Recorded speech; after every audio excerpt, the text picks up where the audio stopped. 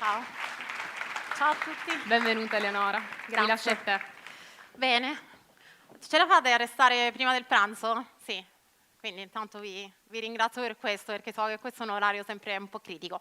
Allora, quanti di voi intanto conoscono me e l'evento che ho creato?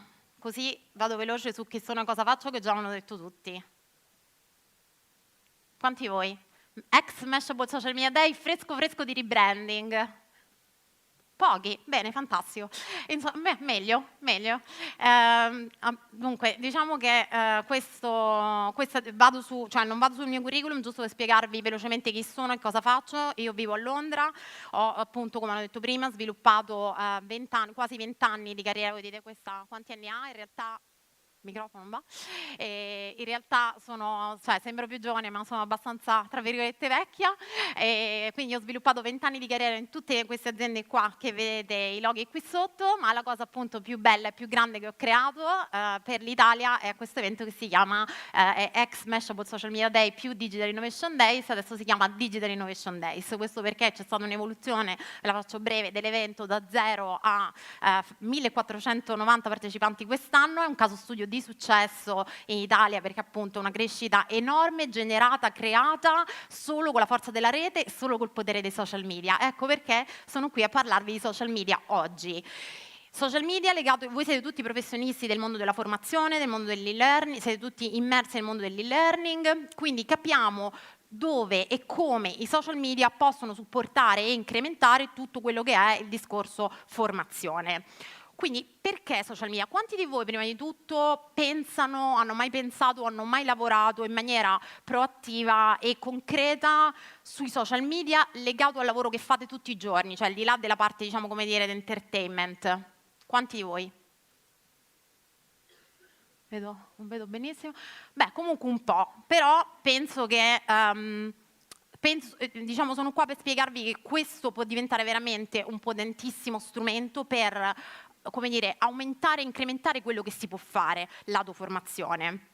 Adesso ovviamente non c'è tempo, sarebbe bello sentire qualcuno di voi, insomma, le esperienze che ha avuto in questo senso, così da poter fare un dibattito, però appunto non abbiamo tempo, però sono poi disponibili ovviamente a posteriori per eventuali domande e confronti. Quindi i social media perché? Perché sono un potente strumento di condivisione, perché sono facilmente accessibili in qualunque momento e in qualunque luogo e poi diciamo possono rappresentare un potente strumento di estensione di quello che è la formazione online, di quello che è l'e-learning, che è quello che voi fate o diciamo di cui voi usufruite o che create all'interno delle vostre realtà. Quindi vediamo come.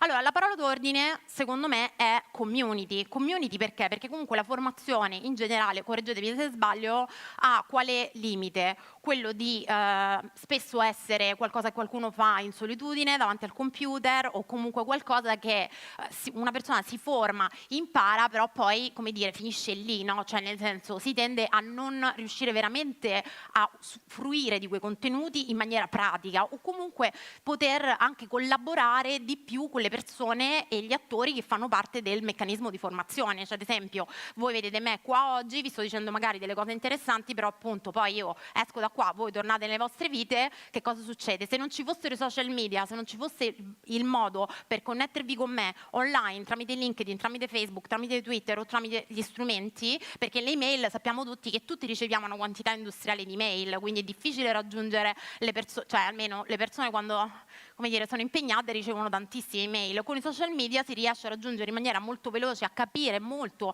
della persona con la quale volete mettervi in contatto in maniera, diciamo, come dire, unica, secondo me. Quindi, che succede? Per non perdersi nei meandri del dire faccio l'e-learning, faccio il corso, finisce lì, cosa faccio con i social media per incrementare e rendere ancora più fruibile, ancora più, come dire, efficace la formazione? Ci costruisco una community sopra e questo è possibile attraverso i social media, ma attraverso alcuni strumenti digitali in generale. Siete d'accordo su questo? Sì, no, potete pure dire no. Quindi la prima cosa, secondo me, che non so quanti di voi appunto la fanno già, è magari utilizzare i gruppi Facebook. Perché il gruppo Facebook? Perché prima di tutto quasi tutti sono su Facebook, mentre gli altri social non tutti hanno effettivamente gli account su tutti i social. Poi dipende, non conosco bene tutte le vostre realtà, immagino che ci siano le più disparate realtà, quindi non so, ma poi bisogna capire insomma caso per caso, però in generale diciamo che Facebook è lo strumento, specialmente in Italia, più utilizzato, il social media più utilizzato, quindi quasi tutti hanno un account Facebook. Che succede? Facendo un gruppo su Facebook, un gruppo chiuso magari, non visibile all'esterno, si può permettere alle persone di collaborare tra di loro. Quindi che succede? Quando c'è un corso, quello che io mi immagino, quando c'è un corso, un e-learning, qualcosa che coinvolge delle persone, però soltanto da un punto di vista online o anche magari offline all'interno di una classe, poi è bello magari inserire tutte queste persone all'interno di un gruppo Facebook e permettere loro di, come dire, condividere feedback, di scambiarsi opinioni, di continuare questo processo di formazione anche attraverso lo scambio tra le persone stesse, perché all'interno di un gruppo Facebook si possono fare veramente tante cose. Questo è per esempio lo schermo che magari molti di voi già lo conoscono, dei gruppi Facebook. La cosa bella qual è? È che si possono inserire file, si possono inserire video, si possono fare questionari, quindi si possono fare questionari live poll online, per cui si possono chiedere feedback proprio attraverso già la piattaforma, quindi non dovete utilizzare altri strumenti esterni.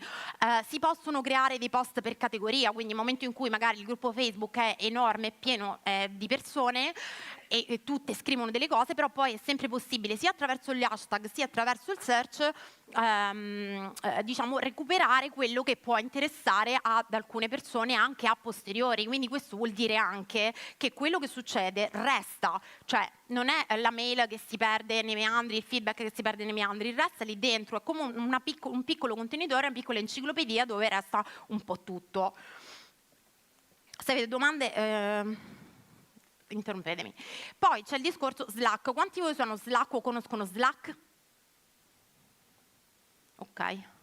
Un po', già un po', pensavo meno, devo dire la verità. Però ecco, Slack è un altro strumento molto utile per creare appunto sempre questo meccanismo di community, di anche suddivisione ordinata di quelli che sono i task o le particolari, come dire, aree nelle quali le persone stanno lavorando, perché spesso quello che succede è che c'è confusione, no? Si può creare confusione, per esempio all'interno di un gruppo Facebook, o dipende diciamo dalla grandezza del progetto. Se il progetto inizia a diventare un po' grande, forse per alcune cose, per i task giornalieri o comunque per fare riferimento magari a un corso specifico o ad alcune parti di quel corso, si può suddividere la dashboard con i vari canali e inserire all'interno di ciascun canale soltanto le persone interessate. E anche qui è possibile condividere video, ecco, è possibile collegare con Google Drive, quindi comunque avere anche gli strumenti Excel, diciamo l'equivalente di Excel se usate Google Drive, collegare ad altri strumenti di lavoro e quindi avere tutto all'interno della stessa piattaforma. E ovviamente si può, ho scritto web e app perché chiaramente si può utilizzare sia da desktop sia da app, quindi dal telefono. Twitter, voglio dire, molti dicono no, Twitter è morto, in realtà no, nel senso che è ancora molto molto utilizzato, dipende poi anche lì da qual è il tipo di progetto che state sviluppando, che state realizzando o che state seguendo. Cosa si può fare con Twitter? Perché Twitter può diventare uno strumento sempre di estensione, se lo mettiamo all'interno del contesto formazione? Perché se state studiando o se state realizzando un corso su un determinato topic, ciascun topic, ciascun area, ciascun field ha i suoi thought leaders, cioè le persone di riferimento, gli influencer, i blogger, le personalità importanti che hanno raggiunto, come dire, ruoli importanti all'interno di quel settore, e quelle persone sono nel 90% dei casi su Twitter, quindi si possono poi seguire queste persone e quindi aumentare la propria conoscenza, come dire, gratuita, no? Perché questi sono tutti contenuti che sono spesso fruibili online. Quindi mi viene in mente che a posteriori di un corso che magari vi è interessato particolarmente o volete approfondire alcune cose che magari non hanno fatto parte di quelle 20 ore che avete fatto, potete andare su Twitter, seguire le personalità, oltre magari a un docente nel caso in cui c'è un docente, seguire le personalità più importanti sia in Italia che all'estero, e continuare ad informarvi e ad aggiornarvi e trovare più facilmente anche link di interesse attraverso ovviamente la ricerca, quindi attraverso gli hashtag e quant'altro, e poi questi link di interesse mi immagino che possano essere magari, tornando al tema dei gruppi Facebook, anche trovati su Twitter e magari ricondivisi su Facebook, così la piccola community che si crea all'interno di quello specifico corso o di quello specifico topic continua a parlare di quell'argomento e continua a scambiarsi feedback e continua a formarsi, perché di fatto formazione è informazione, è accedere a contenuti legati a quel particolare field. E poi si può anche condividere la propria esperienza di formazione, nel senso che magari ci sono alcune cose che si possono condividere con altri membri magari dello stesso corso, creando delle liste o creando appunto degli hashtag dedicati magari per specifiche argomentazioni, quindi continuare a seguirsi, tra virgolette, a parlare e a generare delle conversazioni online, creando anche dei gruppi di lavoro. È ovvio che qua ho poco tempo, quindi non posso andare proprio nel dettaglio tecnico, però per darvi insomma degli spunti di cose che si possono realizzare. Poi LinkedIn è ovviamente uno strumento molto molto importante, non soltanto per cercare lavoro o comunque per autopromozione, ma anche per, come dire, posizionarsi come esperti in un certo qual modo di qualcosa. Quindi se c'è qualcosa che magari viene studiato all'interno di un corso e volete approfondire la vostra conoscenza o volete rendervi, diciamo, punto di riferimento per quella particolare area perché vi interessa particolarmente, utilizzare LinkedIn come piattaforma anche di blogging, lo sapete che si può utilizzare anche come piattaforma di blogging, vi dà la possibilità di accedere naturalmente a magari opportunità, perché verreste riconosciuti come persone che sanno e possono parlare di quel particolare argomento, e quindi vi aprite la possibilità di far mettere le persone in contatto con voi. E quindi io lo trovo un potente strumento anche proprio per mettere in pratica, perché ad esempio io quando ho iniziato il mio blog, tutta la mia carriera tra virgolette digitale, lo racconto sempre, iniziato da un blog di moda e lifestyle, quindi parlavo oltretutto di cose estremamente diverse da quelle che faccio oggi e che realizzo oggi, però quello è stato, diciamo, il punto di partenza, e ho iniziato il blog proprio perché in quel momento stavo facendo un corso di evolution marketing e social media offline e volevo mettere in pratica quello che stavo imparando. Quindi quello che voglio dire è: queste piattaforme a volte possono anche servire, cioè è vero che bisogna investirci del tempo, però poi, diciamo, questo torna, perché anche lì, se cominciate a scrivere 3, 4, 5 articoli su un particolare argomento, uno, fissate quello che magari avete imparato, due, magari cominciate a venire riconosciuti come esperti in quella particolare area e vi si aprono opportunità che magari non avreste neanche pensato, anche perché LinkedIn apre spesso opportunità anche che arrivano dall'estero o da altri settori o da realtà che magari sarebbe difficile riuscire a raggiungere in maniera, come dire, offline o in maniera, se volete dire, tradizionale.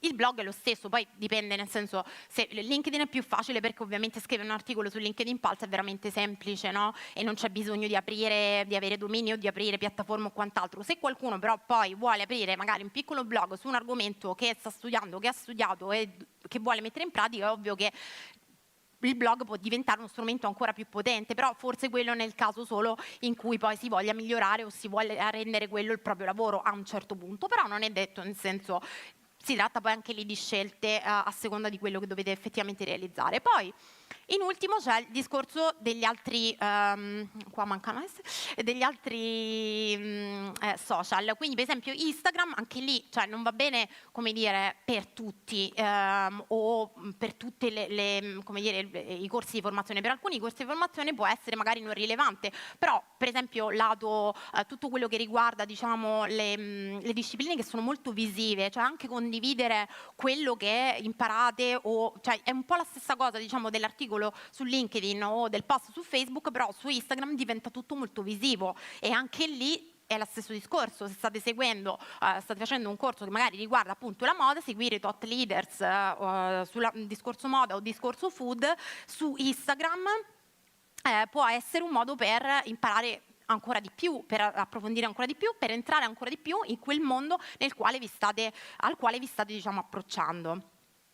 Perché appunto Instagram è un mezzo per, come dire, utilizzare le immagini e raccontare quello che si sta imparando o si vuole comunicare attraverso le immagini e ovviamente attraverso anche la scrittura, ma quello che viene più fuori ovviamente sono le immagini. Con le Instagram Stories è addirittura possibile proprio creare delle micro storie, dei micro video, quindi anche questo da un punto di vista della formazione può essere un modo per raccontare magari alcune parti di quello che state realizzando, che state seguendo.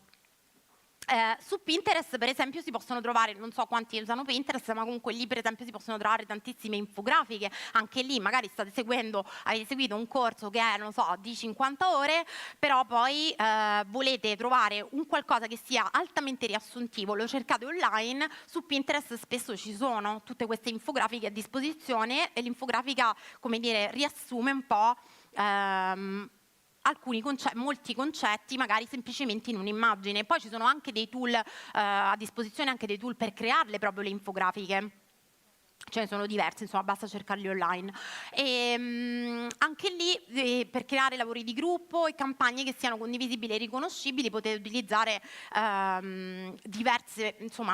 questi strumenti in maniera come preferite, perché poi, ripeto, dipende sempre dal progetto. L'ultima cosa è il discorso degli influencer e dei blogger, come vi dicevo prima, cioè creare un link con tutti quelli che sono i leader di settore è estremamente importante quando state sviluppando un progetto di formazione, anche perché, appunto, ripeto, prendete poi tutte queste informazioni e magari le condividete tra le stesse persone che stanno seguendo lo stesso corso e avete un modo, no, create una conversazione che, come dire, continua, e poi magari da lì possono anche nascere progetti, perché mi viene da dire che all'interno magari di un corso, in una classe che possa essere online o offline, magari ci sono competenze che possono essere condivise e che magari però, se uno sta anche qui dentro questa sala, non potrete tutti quanti sapere cosa stanno facendo la parte destra o la parte sinistra, mentre online magari mettersi all'interno di una piattaforma vi rende questo possibile. Lo stesso vale appunto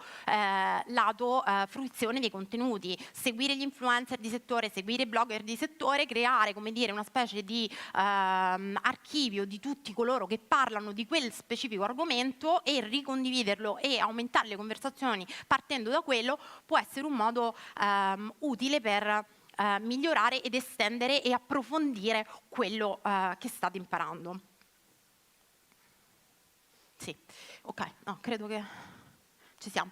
Ecco, niente. Questo, non so se avete domande, magari, questo è grazie mille, questo è come chiudo, diciamo, sempre tutti i miei speech, cioè menzionando gli 8 step per il successo, che secondo me valgono un po' in tutti, come dire, vanno applicati, si possono applicare un po' in tutti i settori, che è passione, lavoro, focus, push, idee, improve, quindi migliorarsi sempre, servire, perché comunque è importante appunto collaborare, avere uno spirito di collaborazione, servire gli altri, e persistere, perché qualunque cosa insomma realizziamo, per essere bella è necessario che ci sia un'attitudine di determinazione e persistenza. Grazie. Grazie Eleonora, grazie mille.